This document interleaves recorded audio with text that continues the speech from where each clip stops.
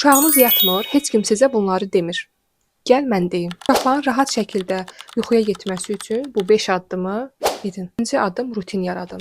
Rutin nədir? Rutin uşağın yatmaq zamanı gəldiyi vaxt uşağı duş aldıra bilərsiniz. Pijamalarını geyindirmək, uşağın nağıl və ya kitab oxumaq rutinin bir hissəsi ola bilər. Yuxuya keçidi daha da asanlaşdırır.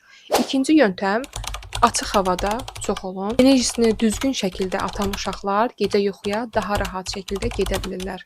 Açıq havada olmaq uşağının yuxu keyfiyyətinə çox yaxşı təsir edir. Üçüncü yöntəm yuxu saatını mümkün qədər eyni saxlayın. Dördüncü yöntəm yatmazdan əvvəl mütləq ekranı azaldın. Televizor və telefon uşağın beyninin daha aktiv qalmasına kömək edir. Bu da yuxuya keçidi çətinləşdirir və uşağın gecə oyanmalarına səbəb olur. İkinci yöntəm həddən artıq yorulmasına icazə verməyin. Çox valideyn düşünür ki, uşaq həddən artıq çox yorulanda daha rahat yatır. Xeyr, bu belə deyil.